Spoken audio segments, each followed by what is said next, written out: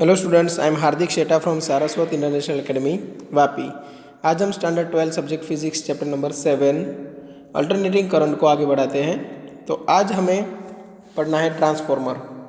ठीक है, तो सबसे पहला क्वेश्चन ये आता है कि why we need transformer. Transformer की ज़रूरत क्या है? तो समझो कि हमने ऑलरेडी ये थर्ड चैप्टर में डिस्कस किया हुआ है, फिर भी मैं यहाँ पे आपको बोल रहा हूँ कि जब हम इलेक्ट्रिसिटी जनरेट करते हैं तब इलेक्ट्रिसिटी को one place to another place transfer करने के लिए अगर हम एज इट इज़ उसको ट्रांसफ़र कर दे तो H = I²RT के हिसाब से हीट एनर्जी के फॉर्म में काफ़ी सारी एनर्जी है वो लॉस्ट होगी। ठीक है, तो यहाँ पे एनर्जी लॉस अगर आपको डिक्रीज़ कराना है तो करंट की वैल्यू डिक्रीज़ करानी पड़ेगी। करंट डिक्रीज़ कराने के लिए वोल्टेज इंक्रीज़ कराना पड़ेगा। वोल्टेज इंक्रीज़ कर सके ऐसी डिवाइस वो है स्टेप अप ट्रांसफॉर्मर। फिर जब ये इलेक्ट्रिसिटी अपने डेस्टिनेशन तक पहुंच जाए तब वहाँ पे वोल्टेज को आपको वापस डिक्रीज करा के करंट को इंक्रीज कराना पड़ेगा। ठीक है, तो उसके लिए जो ज़रूरी ट्रांसफॉर्मर है वो स्टेप डाउन ट्रांसफॉर्मर। तो इतना याद रखो, एसी वोल्टेज को अप या तो डाउन, एसी वोल्टेज की वैल्यू इंक्रीज या तो डिक्रीज करानी है तो ट्रांसफॉर्मर नाम की डिवाइस है वो काम लगेगी। ठीक है, हाँ, डीसी वोल्टेज को हम ट्रांसफॉर्मर की हेल्प से अप या डाउन नहीं कर सकते। क्यों? क्योंकि ये काम करता है इलेक्ट्रोमैग्नेटिक इंडक्शन पे और ईएमएफ जो हमें मिलता है वो -(dφ/dt) से मिलता है और चेंज इन फ्लक्स तभी होगा जब चेंज इन मैग्नेटिक फील्ड होगा और चेंज इन मैग्नेटिक फील्ड आपको तभी मिलेगा जब चेंज इन करंट मिलेगा आपको। और करंट कंटिन्यूसली चेंज किस में होगा? एसी में।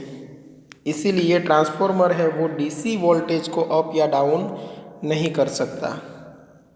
ठीक है, डीसी वोल्टेज को अप डाउन करने के लिए एक अलग डिवाइस आती है चॉपर, बट वो आपके सिलेबस में नहीं है।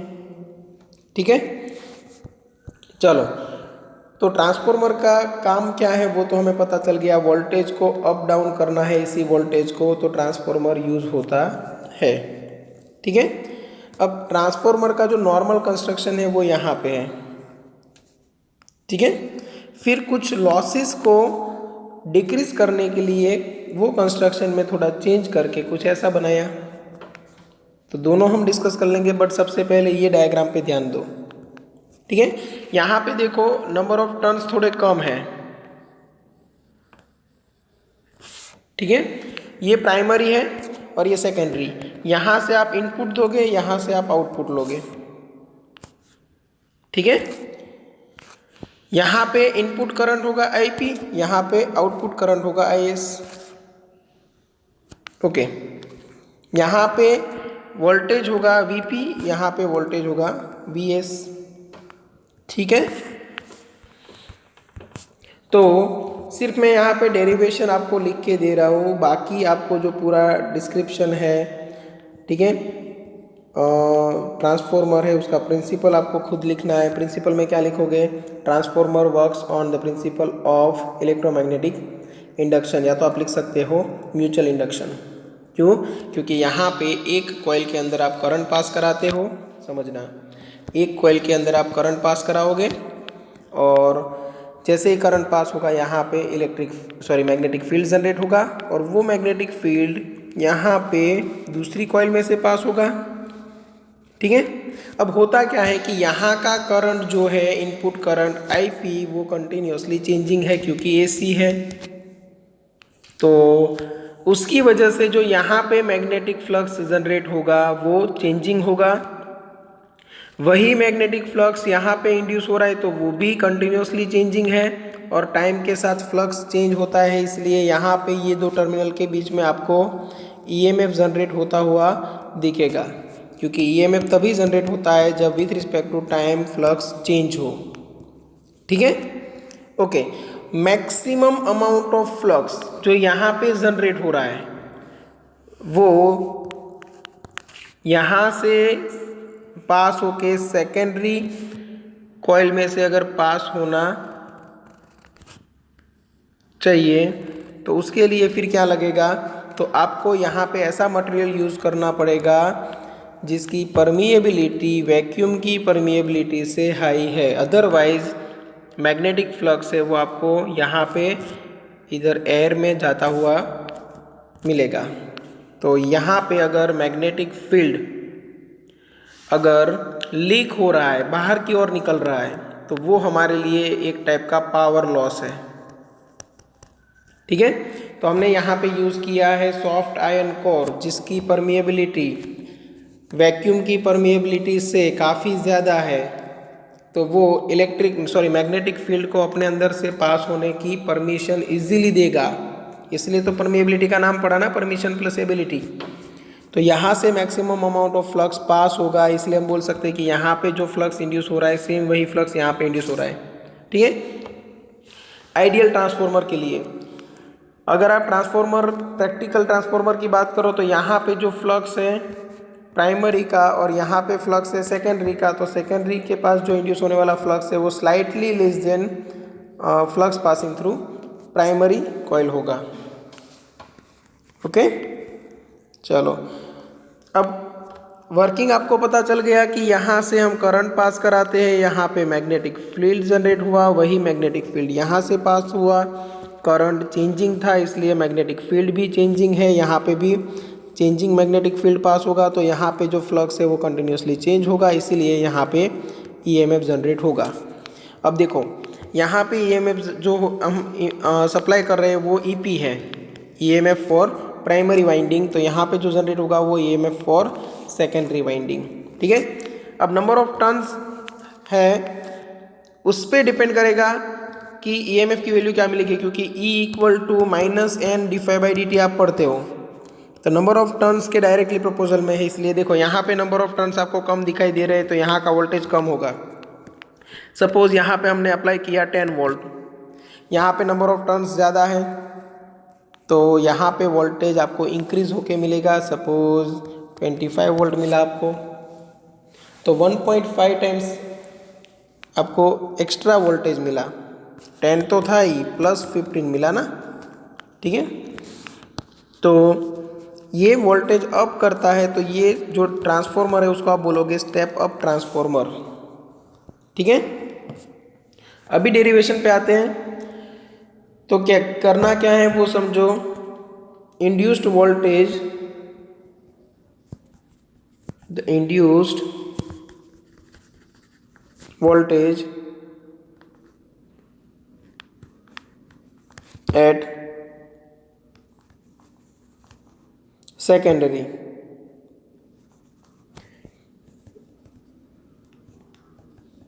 कॉइल, ठीक है, is given by ES = -NS dφ/dt, ये इक्वेशन 1। यहाँ के नंबर ऑफ टर्न्स है वो NP है, यहाँ सेकेंडरी के NS है।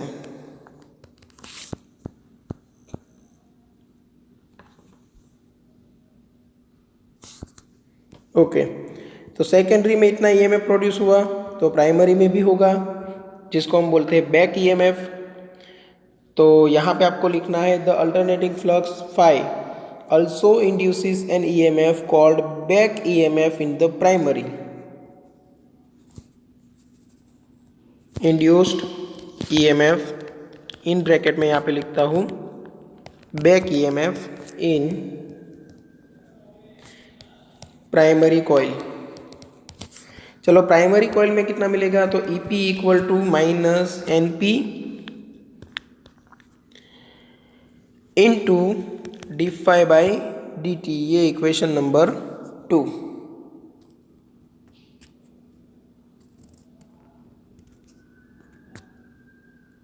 ठीक है, अब यहाँ पे देखो अगर आइडियल ट्रांसफॉर्मर की बात करें तो प्राइमरी वाइंडिंग का रेजिस्टेंस हम लेते हैं 0, तो यहाँ पे लिख सकते हो बट EP = VP, जो EMF है वही पोटेंशियल डिफरेंस है। ठीक है, if the secondary is an open circuit और the current taken from it is small then a good approximation, क्या लिख रहे हो आप, if secondary coil is open circuit. अगर ओपन सर्किट है तो करंट पास हो ही नहीं रहा है, तो V equal to E minus I R आपका फॉर्मूला था ना इंटरनल रेजिस्टेंस वाला, ये हो गया 0। तो वोल्टेज इक्वल टू क्या बन गया, EMF। और अगर करंट वेरी स्मॉल है तो आप क्या करोगे, और आप लिख दोगे यहाँ पे current taken from it is small, current taken from it is small, then ES equal to VS भी लिख सकते हो आप, है ना। तो इसीलिए यहाँ पे आपको जो वोल्टेज है वो मिलने वाला है VS equal to minus NS into dφ/dt और VP equal to minus NP/dt। Equation 3 equation 4 जो EMF है वही क्या बन जाएंगे, वोल्टेजेस।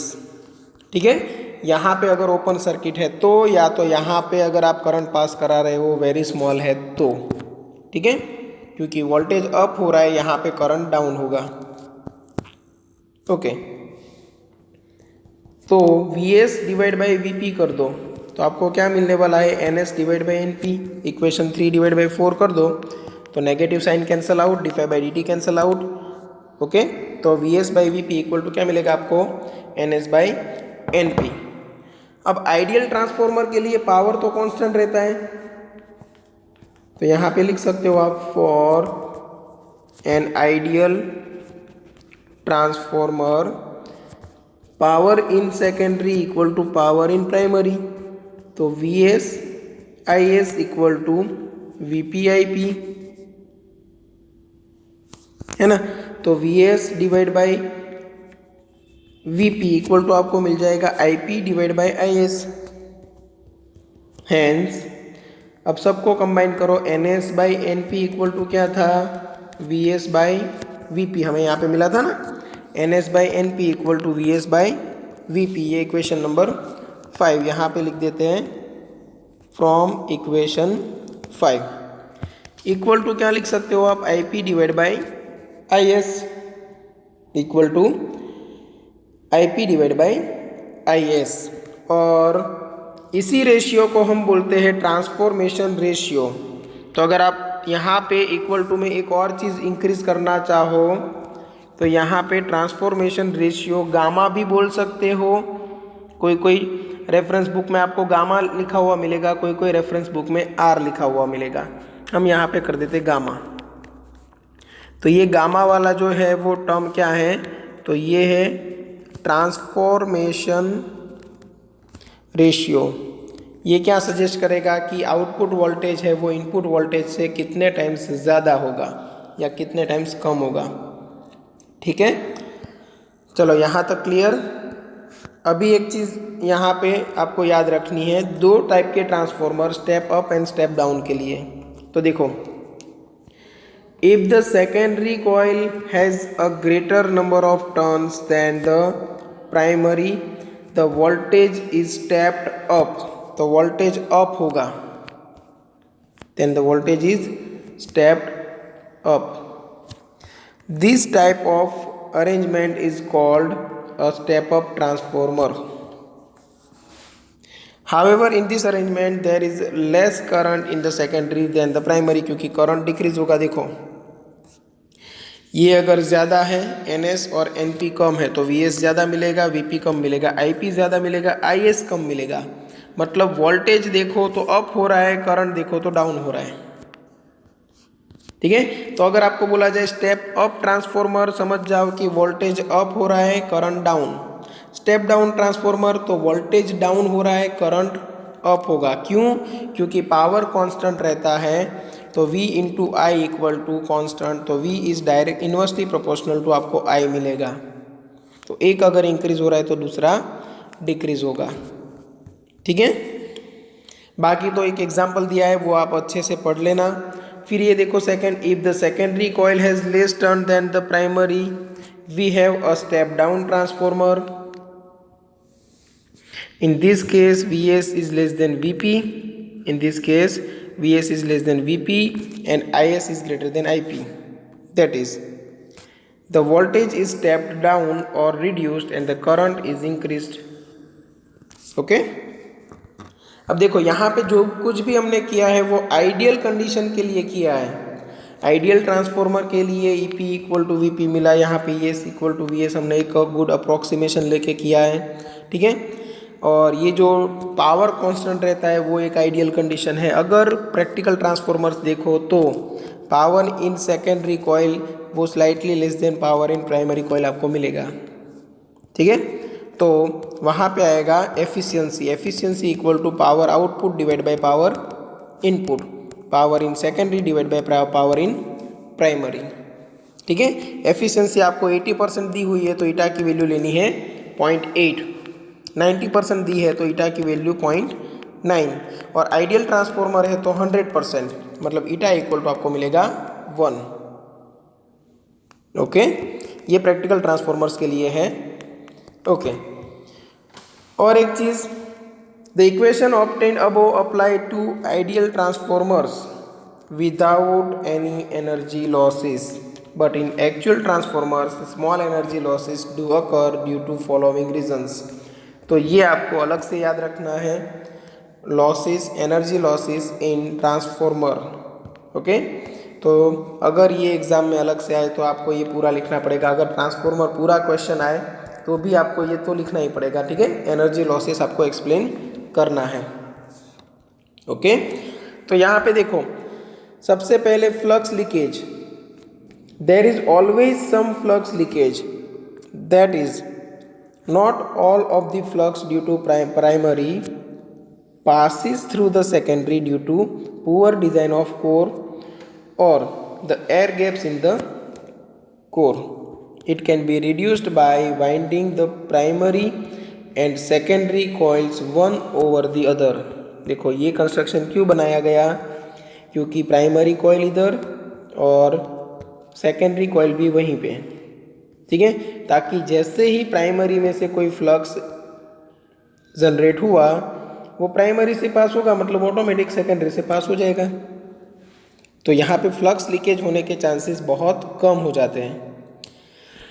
ये जो डिज़ाइन है उसमें क्या होता है, यहाँ पे जनरेट हुआ फ्लक्स और यहाँ से पास होने के चांसेस थोड़े कम हो जाते हैं, क्योंकि जो जनरेट हुआ है उसमें से थोड़ा सा ऐसा हो सकता है कि लीक हो जाए एयर में, ठीक है। चलो, तो ये एक एनर्जी लॉस है और उसका प्रिवेंशन भी आपको बताया गया कि कैसे करना है। तो it can be reduced by winding the primary and secondary coils one over the other. Okay, resistance of the windings, the wire used for the windings has some resistance and so energy is lost due to heat produced in the wire as per I²R। In a high current low voltage windings, these are minimized by using thick wire. Thick wire use करने से क्या होगा, resistance कम हो जाएगा। क्यों resistance कम हो जाएगा, तो resistance equal to rho L divide by A, area increase हो गया, रेजिस्टेंस डिक्रीज हो जाएगा। नेक्स्ट देखो, एडी करंट्स। अब एडी करंट्स का मतलब क्या है वो मैं समझा देता हूँ आपको। सपोज एक मेटेलिक प्लेट है, ठीक है, और इसके अंदर से मैग्नेटिक फ्लक्स अगर वेरी हो रहा है तो इलेक्ट्रॉन के ऊपर फोर्स लगेगा इलेक्ट्रिक फील्ड की वजह से, तो इलेक्ट्रॉन्स है वो रोटेट करने लगते हैं ऐसे।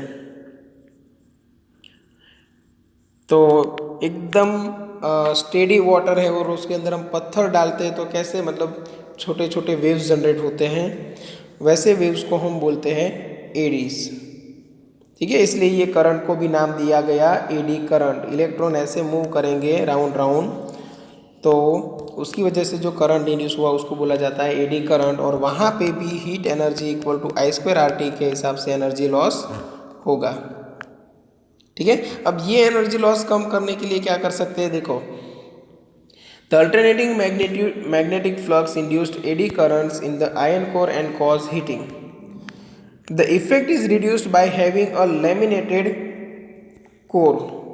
ठीक है, कोर है उसको हम लैमिनेट कर देंगे ताकि इलेक्ट्रॉन है वो उसका जो रोटेशन है वो थोड़ा रुक जाए। या तो एक और काम कर सकते हो आप कि ये जो मैकेनिकल पार्ट है उसको हम ऐसा बना दें।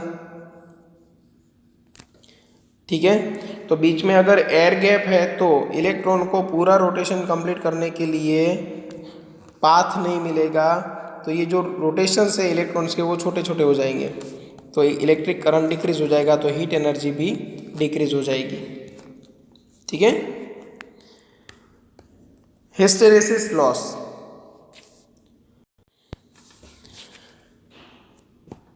The magnetization of the core is repeatedly reversed by the alternating magnetic field. The resulting expenditure of energy in the core appears as heat and is kept to minimum by using a magnetic material which has low hysteresis loss। ठीक है, जिसके पास hysteresis loss बहुत कम है वैसा material use करना पड़ेगा, क्योंकि यहाँ पे करंट है वो कंटिन्यूसली रिवर्सिंग होगा, अपनी डायरेक्शन है वो कंटिन्यूसली चेंज करता रहेगा। तो मटेरियल जो है वो कभी मैग्नेटाइज होगा कभी डीमैग्नेटाइज होगा और प्रॉपरली नहीं होगा। तो हिस्टेरेसिस साइकिल हमने देखी थी ऐसी, वैसे यहाँ पे ज़ीरो जब करंट होता है तब मैग्नेटिक फील्ड कुछ रह जाएगा। ठीक है, तो उसकी वजह से हिस्टेरेसिस लॉस हो सकता है, और उसको मिनिमाइज़ करने के लिए हमने प्रीवियस चैप्टर में ही डिस्कस किया था कि लो हिस्टेरेसिस लॉस वाले मटेरियल मतलब सॉफ्ट फेरोमैग्नेटिक मटेरियल्स हम यूज़ करेंगे, इसलिए यहाँ पे यूज़ किया है सॉफ्ट आयन कोर। ओके, तो ये ट्रांसफॉर्मर। अभी हम क्या करेंगे, कुछ एग्जाम्पल से रिमेनिंग एग्जाम्पल उसका सॉल्यूशन भी देख लेते हैं। एग्जाम्पल 7.6 देखते हैं। A resistor of 200 ohm and capacitor 15 microfarad are connected in series with 220 volt 50 hertz AC source. AC source बोला गया है, समझ लो कि ये वोल्टेज RMS वोल्टेज है। ठीक है, calculate the current in the circuit, current find करना है। ठीक है, तो समझो कि आपको करना क्या है। सबसे पहले एक तो रेजिस्टेंस आपको दिया हुआ है, क्या है 200 ओम।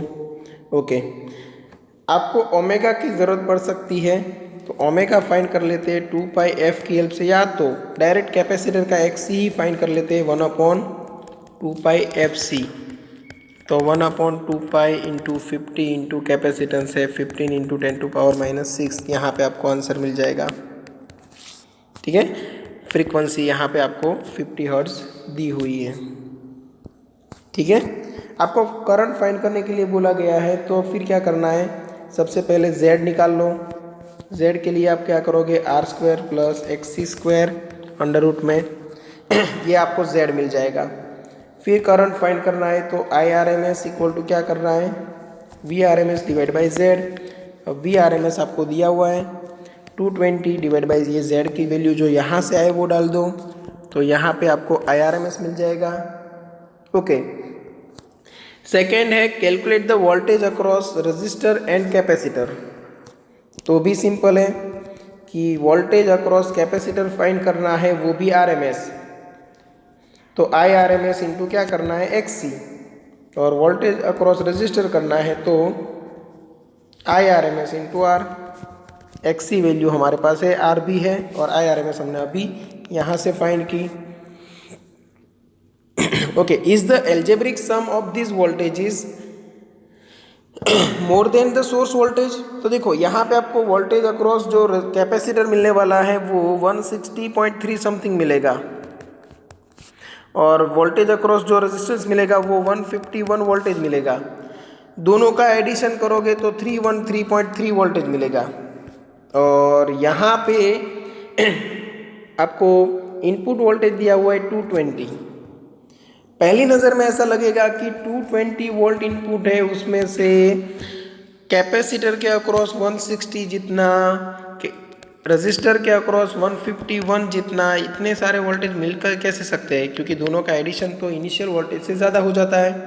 बट यहाँ पे आपको एक पैराडॉक्स है उसको रिजॉल्व करना है। देखो, if yes resolve the paradox. तो यहाँ पे आपको बोलना है कि ये जो voltage across capacitor and resistance है उनके बीच में π/2 जितना फेज डिफरेंस होता है। तो इन दोनों का अगर आपको रिजल्टेंट वोल्टेज निकालना है तो एडिशन नहीं करना है, अंडर रूट करना है VR² प्लस VC², तब जाके आपको वोल्टेज मिलेगा और वो वोल्टेज आपको मिलेगा 120 के आसपास। ठीक है।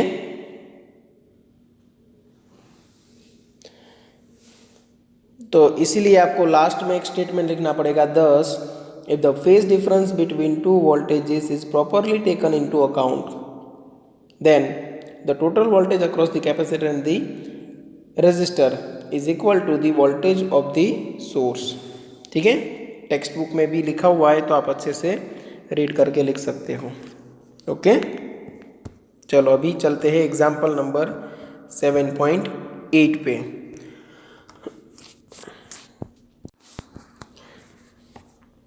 तो यहाँ पे बोला गया है a sinusoidal voltage of peak value 283 volt and frequency 50 hertz is applied to a series LCR circuit in which R equal to 3 ohm, L equal to 25.48 milli henry, capacitance C equal to 796 microfarad. Find the impedance of the circuit. Impedance find करना है। ठीक है, तो यहाँ पे मैं आपको path दे देता हूँ, आपको सिर्फ वैल्यूज डाल देनी है। सबसे पहले R की वैल्यू है आपके पास 3 ओम, राइट। XL फाइंड करना है तो ओमेगा इंटू L, ओमेगा के लिए आपको 2πf करना पड़ेगा तो 2πfL, इसमें वैल्यू डाल दो, XL मिल जाएगा। XC के लिए 1/2πfC, फ्रीक्वेंसी आपको दी हुई है, यहाँ पे आपको XC मिल जाएगा। अब क्वेश्चन ए से स्टार्ट करते हैं। The impedance of the circuit, तो Z फाइंड करना है तो क्या करना पड़ेगा, under root R² plus XC minus XL whole square. ठीक है, ये वैल्यूज डाल दो, Z मिल जाएगा। The phase difference between voltage and source current, तो फेज डिफरेंस फाइंड करना है तो tan phi ले लो XC minus XL divide by R। ठीक है, अप्रोक्सीमेट आपको -4/3 जितना मिलेगा, मतलब फेज डिफरेंस आपको मिलेगा -53 डिग्री या तो -53.1 डिग्री। 53 लिखोगे तो भी चलेगा। ये बी हो गया। C, the power dissipated in the circuit, power dissipated in the circuit. Power dissipate कहाँ पे होता है, रजिस्टर में, सिर्फ रजिस्टर में। ठीक है, तो P इक्वल टू आपको क्या करना है, IRMS² into R, IRMS² into R। तो फिर क्या करना पड़ेगा आपको, देखो यहाँ पे वोल्टेज दिया हुआ है बट वो वोल्टेज है पीक वैल्यू का। ठीक है ना, ये पीक वैल्यू का वोल्टेज है तो आपको इसकी हेल्प से तो पीक करंट मिल सकता है। ठीक है, तो यहाँ पे आपको करना पड़ेगा, पहले पीक करंट फाइंड करो पीक वोल्टेज की हेल्प से। कैसे, समझो। यहाँ पे आप Im फाइंड कर लो Vm/Z की हेल्प से, फिर यहाँ पे Im डिवाइड बाई √2 कर दोगे IRMS की जगह पे, मतलब ये हो गया Im² डिवाइड बाई 2, √2 का स्क्वायर हो जाएगा 2 इंटू R, और इसमें वैल्यू डाल दो तो ये पावर लॉस मिल जाएगा। ठीक है, और एक है the power factor. Power factor मतलब क्या, पावर फैक्टर मतलब क्या रहेगा, तो D यहाँ पे मैं लिख के दे रहा हूँ, आपको करना है cos phi, मतलब cos 53.1। cos -53.1 करोगे तो भी कोई प्रॉब्लम नहीं है, क्यों, क्योंकि cos इवन फंक्शन है, नेगेटिव एंगल हो है तो भी आप पॉजिटिव कंसिडर करके ले सकते हो। तो ये आपको मिल जाएगा 3/5, मतलब 0.6। ठीक है, एग्जाम्पल नंबर 7.10 देखते हैं। At an airport a person is made to walk through the doorway of a metal detector for security reasons. If she or he is carrying anything made of metal, the metal detector emits a sound. On what principle does this detector work? तो एकदम easy है, देखो यहाँ पे impedance की बात होगी। Impedance का फॉर्मूला क्या है? Under root R square plus XL square XC minus XL whole square. ठीक है, अब ये इम्पीडेंस की वैल्यू है वो आर एल सी तीनों पे डिपेंडेंट रहेगी। और जब ये पर्सन वो डोरवे के बीच में से मतलब पास होता है, तब एक्चुअली वो अपने आसपास वाउंड की हुई कॉइल में से पास होता है। और जब कॉइल में से वो पर्सन पास होगा तब उसके पास मेटल होगी। मेटल जब कॉइल के अंदर रहती है तब उसका इंडक्टेंस है वो इंक्रीज होता है। ठीक है, तो यहाँ पे इम्पीडेंस है वो चेंज होगा, और ये इम्पीडेंस चेंज होता है तो करंट चेंज होगा, और वो करंट चेंज होगा तो फिर वहाँ पे कुछ ऐसा प्रोग्रामिंग किया हुआ होगा, और जो स्मार्ट सर्किट होगी वो ये जो डिटेक्टर है मेटल डिटेक्टर, उसके अंदर जो स्मार्ट सर्किट होगी वो एक साउंड एमिट करेगी, मतलब बजर को ऑन करेगी। ठीक है, तो टेक्स्ट बुक में एकदम अच्छे से लिखा हुआ है, आपको डायरेक्ट वैसा ही लिख देना है। The metal detector works on the principle of resonance in the AC circuit. When you walk through a metal detector you are in fact walking through a coil of many turns. The coil is connected to a capacitor tuned so that the circuit is in resonance. Circuit है वो resonance में होगी। when you walk through the metal when you walk through with metal in your pocket, the impedance of the circuit changes. ठीक है, impedance change होगा, resulting in significant change in current in the circuit। तो current में भी बहुत बड़ा change आएगा। क्यों? क्योंकि ऑलरेडी हमने रेजोनेंट पे रखा हुआ था। The change in current is detected and the electric circuitry causes a sound to be emitted as an alarm. Okay? चलो ये अच्छे से समझ में आ गया होगा। अभी चलते हैं एग्जाम्पल नंबर 7.11 पे। तो आपको क्या बोला गया है, देखो, show that in the free oscillation of LC circuit the sum of energy stored in the capacitor and inductor is constant in time, is constant in time. तो सिंपल सी बात है, टोटल एनर्जी इक्वल टू क्या करोगे, देखो ये derivation एकदम easy है, कैसे समझो। टोटल आप एनर्जी लोगे और टोटल एनर्जी है वो इलेक्ट्रिक फील्ड और मैग्नेटिक फील्ड के फॉर्म में जो एनर्जी है उनका एडिशन होगा। तो total energy stored in LC circuit equal to energy stored in capacitor in the form of electric field plus energy stored in inductor in the form of magnetic field, इसलिए U E plus U B लिखा है। चलो तो यहाँ पे होगा Q square divide by 2c और यहाँ पे होगा 1/2 LI square, half LI square. Q का फॉर्मूला क्या है, QM into cos omega T, यहाँ पे होल स्क्वायर कर दो, डिवाइड बाई 2c तो है ही। हाफ LI का फॉर्मूला क्या है, तो QM into omega into sine omega T, और उसका यहाँ पे स्क्वायर कर दो। ठीक है, जो हमने एलसी सर्किट में यहाँ पे डिराइव किए हुए थे, Q equal to QM cos omega naught t और I equal to IM sine omega naught t, और IM की जगह पे हम लिखते थे QM इंटू ओमेगा नॉट। ठीक है,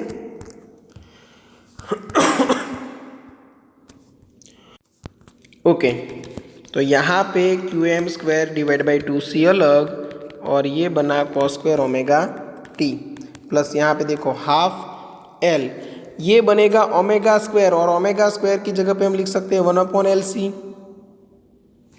बाकी जो बचा वो एज इट इज रख दो, मतलब QM square sine square omega T. यहाँ पे एक एक L कैंसल आउट होगा।